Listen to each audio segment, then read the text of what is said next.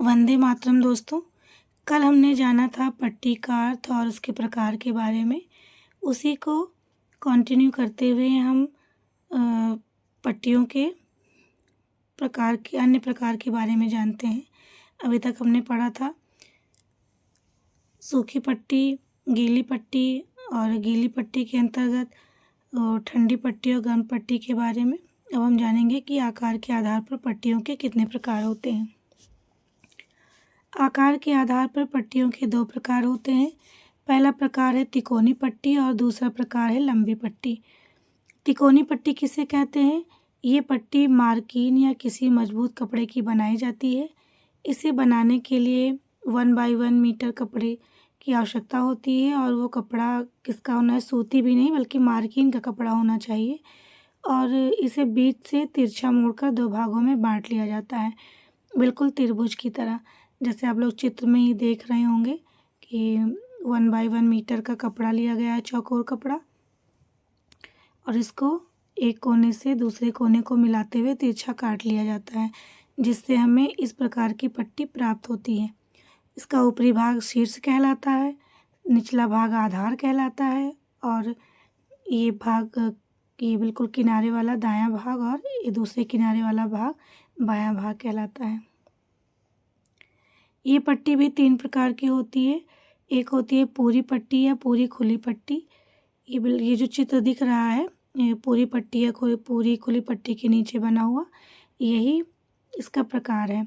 जब पूरी तिकोनी पट्टी का प्रयोग किया जाता है तो उसे पूरी पट्टी कहते हैं। यह पीठ, छाती तथा सिर पर बांधने में प्रयुक्त होती है। दूसरी पट्टी है चौड़ी पट्टी। जब शीर्ष को आधार पर उलटकर पट्टी को दोहरा करके प्रयोग में लाया जाता है तो ये पट्टी चौड़ी पट्टी कहलाती है। जैसे देखिए यहाँ पे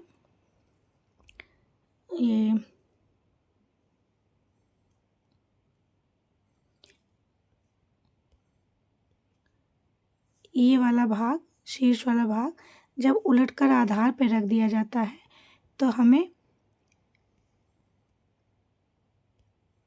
चौड़ी पट्टी प्राप्त होती है। देखिए ये शीर्ष वाला भाग उलट के आधार पे रख दिया गया है और इसका आकार तिकोना नहीं बल्कि चौड़ापन लिए हुए दिख रहा है, तो ये पट्टी चौड़ी पट्टी कहलाती है।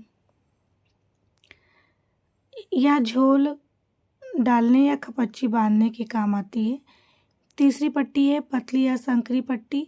चौड़ी पट्टी को एक बार फिर मोड़ देने से, जो हमने इस पट्टी को मोड़ा हुआ है, ये यहाँ पे दूसरी पट्टी, इस पट्टी को फिर से एक बार मोड़ देने से हमें पतली पट्टी प्राप्त होती है। जितना पतली करनी हो उतनी बार मोड़ लेते हैं। इसका प्रयोग भी चौड़ी पट्टी के समान किया जाता है। फिर अगली पट्टी आती है, आकार के आधार पर 2 पट्टियाँ मैंने बताई थी, एक तिकोनी पट्टी, दूसरी लंबी पट्टी। तो तिकोनी पट्टियों के 2 प्रकार हो गए, 3 प्रकार हो गए। अब लंबी पट्टी के प्रकार देखते हैं। ये प्रायः 5 मीटर की होती है, परंतु सीने एवं सिर पर बांधने के लिए 8 मीटर तक लंबी हो सकती है। और एक चीज़ और बता दूं आप लोगों को कि लंबी पट्टी को गोल पट्टी या चक्राकार पट्टी भी कहते हैं। कभी कभी लंबी पट्टी ना लिख करके गोल पट्टी लिख कर आता है पेपर में, तो वहाँ पे कोई किसी प्रकार का कन्फ्यूजन नहीं होना चाहिए। इसको चक्राकार पट्टी भी कहते हैं और लंबी पट्टी और फिर गोल पट्टी भी कहते हैं। और इसके बारे में दूसरा पॉइंट जानते हैं। चोट लग जाने या घाव हो जाने पर दवाओं को रोकने व घाव को ढकने के लिए इन पट्टियों का प्रयोग किया जाता है। दवा व रुई को यथास्थान बनाए रखने के लिए तथा खपच्चियों को सही जगह बनाए रखने के लिए इनका प्रयोग होता है। सूजन कम करने के लिए इसका प्रयोग किया जाता है और रक्त प्रवाह को रोकने तथा रक्त प्रवाह को बदलने के लिए भी इसका प्रयोग किया जाता है।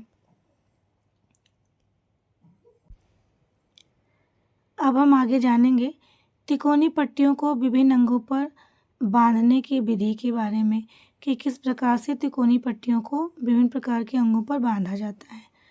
तिकोनी पट्टियाँ कई प्रकार से बांधी जाती हैं। तिकोनी पट्टी का उपयोग मुख्य रूप से झोली के रूप में किया जाता है। झोली 4 प्रकार की होती है। अभी देखिए LT ग्रेड की जो प्री परीक्षा हुई थी, प्री एग्ज़ाम जो हुआ था, उसमें देखा था स्लिंग के बारे में आया था। तो झोली को ही अंग्रेजी में हम लोग स्लिंग कहते हैं। ठीक है, ये 4 प्रकार की होती हैं। पहला है कॉलर कप कॉलर कप झोली। इस प्रकार की झोली कलाई को सहारा देने के लिए बनाई जाती है। तिकोनी पट्टी को पतला बनाकर झोली में क्लोव हिच बनाना होता है। इसमें रीफ गांठ लगाई जाती है और ये प्रायः साधारण चोट में प्रयोग की जाती है। ये जो क्लोव हिच है, क्लोव हिच का मतलब होता है कि जब कंधे से ले करके यहाँ हथेली को संभालने के लिए जब एक जो फंदे उस पट्टी का जो फंदा बनाया जाता है उस फंदे को ही क्लोव हिच कहते हैं। इसमें रीफ गांठ लगाई जाती है। जैसे यहाँ पे देखिए,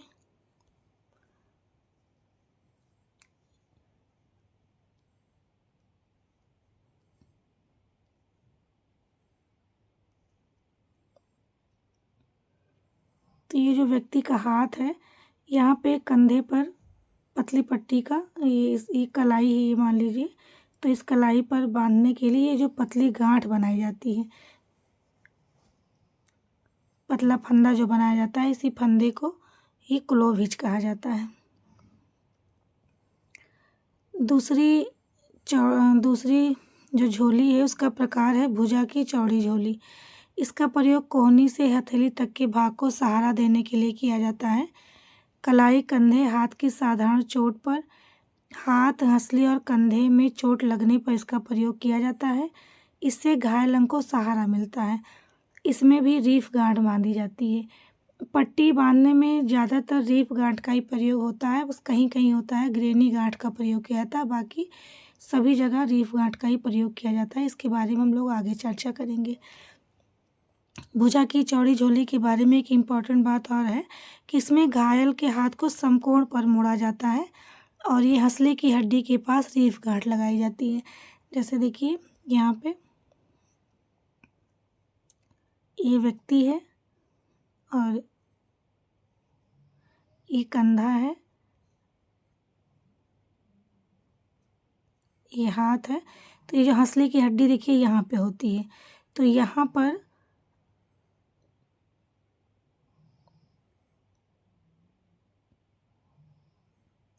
पर पूरे हाथ के नीचे से ले करके यहाँ पर झोली बना करके और यहाँ पर हंसली पर रीफ गांठ लगाई जाती है और उस झोली में हाथ को रखा जाता है कोहनी से लेकर के कलाई तक। इसमें घायल के हाथ को समकोण पर मोड़ा जाता है। समकोण का मतलब हो गया, देखिए जैसे ये है,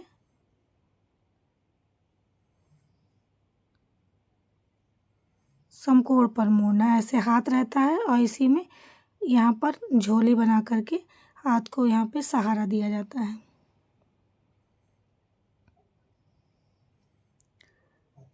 तीसरी झोली का प्रकार है भुजा की पतली झोली। इसमें भी घायल के हाथ को समकोण पर मोड़ा जाता है और हंसले की हड्डी के पास ही गड्ढे में रीफ गांठ लगाते हैं। ये जो हंसले की हड्डी जिसको ये ब्यूटी बोन कहते हैं, जो गले के पास होती है, यहीं पर रीफ गांठ लगाई जाती है झोली में। इसका उपयोग कंधे या हाथ की सामान्य चोट लगने पर किया जाता है। यह पट्टी हाथ, कलाई व कंधे के साथ साथ कोहनी को सहारा देने के लिए भी प्रयोग की जाती है। अगली जो सबसे प्रसिद्ध झोली है उसको कहते हैं सेंट जॉन झोली। घायल अंग वाले हाथ को इस प्रकार रखना चाहिए इसमें कि हाथ स्वस्थ कंधों को स्पर्श करे। इसमें समकोण नहीं बनाना है। यहाँ पर इस प्रकार से हाथ को मोड़ना है कि जो व्यक्ति का हाथ है वो कंधे को स्पर्श करे। देखिए जैसे ये व्यक्ति का सर है, ये गला है, ये कंधा है, ये हाथ है, तो यहाँ पर ऐसे हाथ को मोड़ना है कि ये कंधे को स्पर्श करे और ये झोली यहाँ पे ऐसे बंधती है कि हाथ कोहनी को सहारा इसमें ज़्यादा मिलता है। इसका प्रयोग मुख्यतः हंसली की हड्डी टूटने पे किया जाता है। इसमें भी रीफ गांठ लगाई जाती है। यह हाथ को ठीक प्रकार से ऊपर उठाए रखने के काम में लाई जाती है। अब यहाँ पर जो मुख्य प्रकार हैं झोली के वो हमने देखे अभी तक। और अब आगे हम लोग देखेंगे कि विभिन्न अंगों पर तिकोनी पट्टी कैसे बांधी जाती है। सबसे पहली बात कि हाथ पर तिकोनी पट्टी कैसे बांधी जाएगी, तो यहाँ पे इसका पूरा वर्णन किया गया है। पहला है, इसमें पहला पॉइंट है, तिकोनी पट्टी को उसके आधार वाले भाग से लगभग 4 सेंटीमीटर अंदर की ओर मोड़कर घायल हाथ को पट्टी के माध्यम से पट्टी के मध्य भाग में रखकर यह पट्टी बांधी जाती है। यहाँ पे देखिए, जैसे मैंने बताया था कि ये पट्टी का 3 भाग होता है तिकोनी का। ये भाग शीर्ष कहलाता है, ये दायां, ये बायां भाग, और ये आधार भाग कहलाता है। तो इसमें आधार वाले भाग को ये आधार वाले भाग को 4 सेंटीमीटर अंदर की ओर मोड़ा जाता है। अंदर की ओर मोड़कर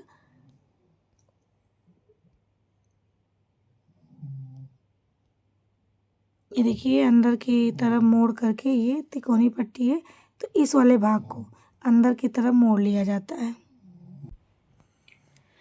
इसका अगला पॉइंट है, अंगुली पट्टी के शीर्ष की ओर रहती है। शीर्ष को मोड़कर कलाई तक ले जाते हैं। पट्टी के दोनों सिरों को पकड़कर कलाई में बांध देते हैं और रीफ गांठ लगा दी जाती है। इस लाइन को आप तभी समझ पाएंगे जब बताया था कि ये तिकोनी पट्टी में शीर्ष क्या है, आधार क्या है, दायां भाग क्या है, बायां भाग क्या है, तब इसको समझ पाएंगे कि शीर्ष क्या है और ये आधार क्या है। तो इसमें फिर से इसको समझ लीजिए। अंगुली पट्टी के शीर्ष की ओर मुड़ी रहती है, शीर्ष की ओर रहती है। शीर्ष को मोड़कर कलाई तक ले जाते हैं और पट्टी के दोनों सिरों को पकड़कर कलाई में बांध देते हैं और रीफ गांठ लगा देते हैं। यानी कि यहाँ पे मैं चित्र बना रही हूँ, इससे आप लोग ज़्यादा बेहतर से समझ पाएंगे। जैसे देखिए, यहाँ पे ये तिकोनी पट्टी रखी हुई है, ये तिकोनी पट्टी है, और यहाँ पे आपका हाथ है, ये कलाई है। तो इसको मोड़ करके यहाँ कलाई तक रख देते हैं और इस सिरे को पकड़ के इसके ऊपर बांध देते हैं। अब आगे देखिए, कोहनी की चोट पर पट्टी कैसे बांधी जाती है। शीर्ष भाग पट्टी का कंधे की ओर तथा आधारीय भाग कोहनी के आगे अग्रबाहु पर रखकर ये पट्टी हम बांधते हैं। कंधे की पट्टी कैसे बांधते हैं, इसमें पट्टी के शीर्ष भाग को गर्दन के पास कंधे पर रखते हैं और आधार मध्य भाग कोहनी से ऊपर रहता है। इसमें भी रीफ गांठी लगाई जाती है। अब देखिए, पैर पर तिकोनी पट्टी कैसे बांधते हैं। पैर पर तिकोनी पट्टी बांधने के लिए इस पट्टी को हाथ की पट्टी के समान ही बांधा जाता है, इसमें भी रीफ गांठी लगाई जाती है। घुटने की पट्टी कैसे बांधी जाती है, इसमें शीर्ष का भाग घुटने के ऊपर रखते हैं, कमर की ओर रहती है तथा आधारीय भाग घुटने के नीचे रहता है। जांघ तथा कूल्हे की पट्टी कैसे बांधी जाती है। जांघ पर बांधने के लिए 2 पट्टियों की आवश्यकता होती है, एक तिकोनी पट्टी, दूसरी पतली पट्टी। आधारीय भाग को 2 इंच मोड़ लेना चाहिए। इसमें पहली पट्टी से जांघ व कूल्हे को ढका जाता है और दूसरी पतली तिकोनी पट्टी से कमर। इस प्रकार बांधी जाती है कि पहली पट्टी का शीर्ष इसके नीचे दब जाए। पीठ की तिकोनी पट्टी कैसे बांधी जाती है, इसमें पट्टी बांधने की क्रिया पीठ से शुरू होती है। इसमें गांठ बगल में तथा कंधों पर लगाई जाती है। इसमें भी रीफ गांठी बांधनी चाहिए। सिर की तिकोनी पट्टी, सिर पर चोट लगने पर घायल भाग पर रुई औषधि यथास्थान रखने के लिए तथा घाव को भली भांति ढकने के लिए तिकोनी पट्टी का प्रयोग किया जाता है। पट्टी का आधार माथे के ऊपर भौहों के ऊपर होना चाहिए। तत्पश्चात आधार के दोनों सिरों को कान के बाहर निकाल दें। दोनों सिरों को सिर के पीछे से विपरीत दिशा में लाकर आगे माथे पर रीफ गांठ बांध देनी चाहिए। इससे एक प्रश्न बन के आया था राजस्थान की परीक्षा में कि सिर की पट्टी में गांठ कहाँ लगाते हैं, तो ज़्यादातर लोगों ने अगल बगल या पीछे गांठ या ऊपर गांठ बताई थी, जबकि माथे पर इसकी गांठ लगती है। क्योंकि जब पट्टी के आधार भाग को माथे पर रखा जाएगा तो उसका शीर्ष पीछे की तरफ जाएगा और आधार भाग के दाएं बाएं कोने भी पीछे की तरफ जाएंगे, तो उनको घुमा के आगे जब लाया जाएगा तो माथे पे ही इसकी गांठ बांधी जाती है। जबड़े की तिकोनी पट्टी कैसे बांधी जाती है? जबड़े की पट्टी बांधने के लिए 1 या 2 पट्टी का प्रयोग करते हैं। एक पट्टी बांधने पर पट्टी को पूरी तरह से पतला मोड़ लेते हैं। अब देखिए, विभिन्न अंगों पर लंबी या गोल पट्टी या फिर चक्राकार पट्टी को बांधने की विधि, इसके बारे में हम लोग जानेंगे। विभिन्न प्रकार की लंबी पट्टियों को बांधने की विधि कौन कौन सी है? पहली है साधारण लपेट या पेंचदार पट्टी। इसका उपयोग उंगली या कलाई पर किया जाता है। यह पट्टी घायल अंग पर गोलाकार रूप में लपेटी जाती है। इसका उपयोग उन्हीं अंगों पर किया जाता है जो समान गोलाई के होते हैं, जैसे अंगुलियां, कलाई और ऊपरी बाहु। अंग्रेजी की 8 अंक के आकार की पट्टी कौन सी होती है और किस प्रकार बांधी जाती है, इसके बारे में आइए हम जानते हैं। यह पट्टी जोड़ों या जोड़ों के पास के भाग में बांधी जाती है। इसमें पट्टी को 8 के आकार में ऊपर नीचे लगाया जाता है। हथेली, तलवा, कोहनी, घुटना आदि में यह आकार की पट्टी बांधी जाती है। जैसे यहाँ पे देखें आप लोग, पट्टी को ये मान लीजिए, गलत हो गया ये, फिर से देखिए मैं बनाती हूँ चित्र। ये मान लीजिए कि ये तलवा हो गया, तो तलवे में बांधने के लिए एक पट्टी ऐसे आएगी, फिर उसके बाद घूम के इसके ऊपर ऐसे जाएगी पट्टी, तो ये 8 के अंक के आकार की पट्टी हो जाती है।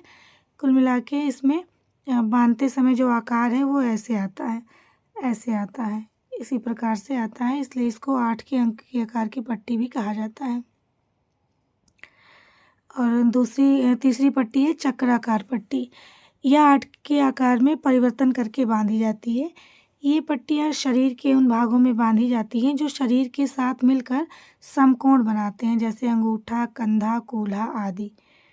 अगली पट्टी है अधोमुख चक्राकार पट्टी या उल्टे लपेट की पट्टी। जब साधारण लपेट की पट्टी करना असंभव हो तो यह उल्टे लपेट की पट्टी की जाती है। इसमें पट्टी को अंग के प्रत्येक गोलाकार भाग के नीचे की ओर लपेटा जाता है। इस पट्टी को चिट पट्टी भी कहते हैं।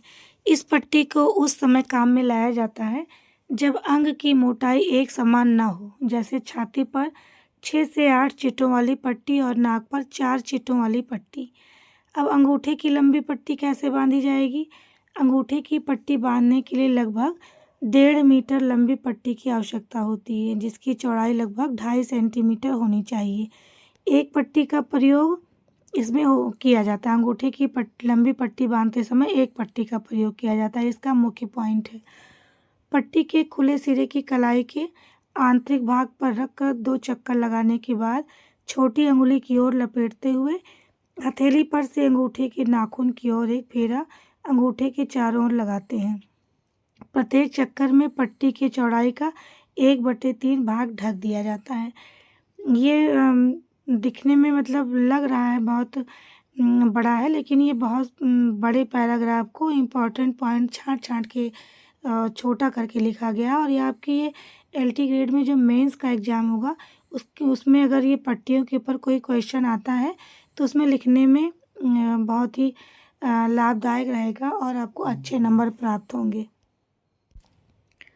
अंगुली की लंबी पट्टी कैसे बांधी जाएगी? इसके लिए भी पट्टी की लंबाई चौड़ाई 1.5 मीटर व 2.5 सेंटीमीटर रखनी चाहिए। इसमें भी एक ही पट्टी का प्रयोग किया जाता है। हथेली की लंबी पट्टी बांधना, इसके लिए भी एक पट्टी का ही प्रयोग होता है। इसकी चौड़ाई 5 सेंटीमीटर होनी चाहिए। अग्रबाहु की लंबी पट्टी कैसे बांधी जाएगी? इसके लिए भी 5 से 7 सेंटीमीटर चौड़ी पट्टी की आवश्यकता होती है और लपेटते समय 8 अंक के समान आकृति बनाई जाती है। घुटने और कोहनी पर पट्टी कैसे बांधी जाएगी? घुटने और कोहनी पर लगभग 7 सेंटीमीटर की चौड़ी पट्टी बांधी जाती है और इसमें 8 की आकृति की पट्टी लपेटी जाती है। तलवे तथा एड़ी में लंबी पट्टी बांधना। तलवे तथा एड़ी पर लगभग 7 सेंटीमीटर की चौड़ी पट्टी बांधी जाती है। 2 लपेट करने के बाद शेष चक्कर 8 अंक के आकार का इसमें लगाते हैं। टांग व जांघ की लंबी पट्टी कैसे बांधी जाएगी? ये पट्टी भी 5 से 7 सेंटीमीटर चौड़ी होती है। इसे बांधने का ढंग भी अग्रभाव के समान ही होता है। कान की लंबी पट्टी कैसे बांधी जाएगी? इसके लिए भी 5 मीटर लंबी और 5 सेंटीमीटर चौड़ी पट्टी की आवश्यकता होती है और एक ही पट्टी की आवश्यकता इसमें होगी।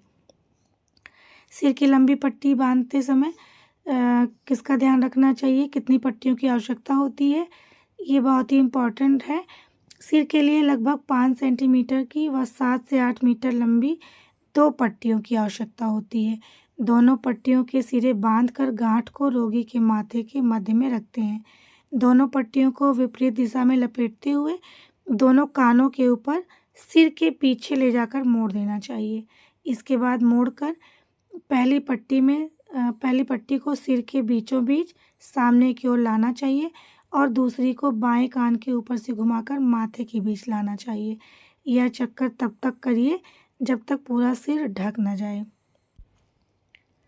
और उसके बाद ये छोटा सा शीर्षक और बचा है पट्टियों के संबंध में। पट्टियों से संबंधित ये टॉपिक छोटा सा ही है, पट्टियों में लगाई जाने वाली गांठ। इसके बाद पट्टियों वाला टॉपिक आपका समाप्त हो जाएगा।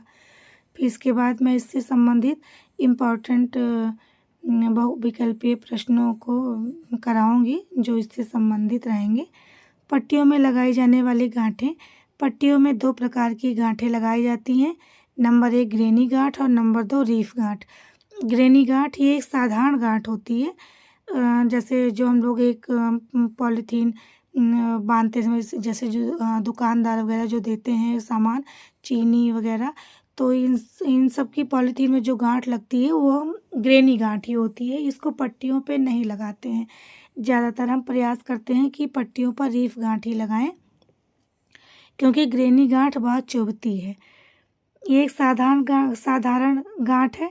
यह फिसलने वाली व चुभने वाली होती है, शरीर में रगड़ देती है, इसे चोट से दूर बांधते हैं। दूसरी गांठ है रीफ गांठ। इसका प्रयोग तिकोनी पट्टी बांधने में किया जाता है। यह एक चपटी गांठ है जो ना तो खिसकती है ना ही ढीली पड़ती है। यह अपने आप नहीं खुलती, इसे खोलना पड़ता है। इससे शरीर पर किसी प्रकार की रगड़ नहीं पड़ती, इससे चोट वाले अंग पर दबाव भी नहीं पड़ता है। बस ये टॉपिक यहाँ पे आज समाप्त हुआ और कल इस टॉपिक से संबंधित बहुविकल्पीय प्रश्नों को हम लोग हल करेंगे। धन्यवाद।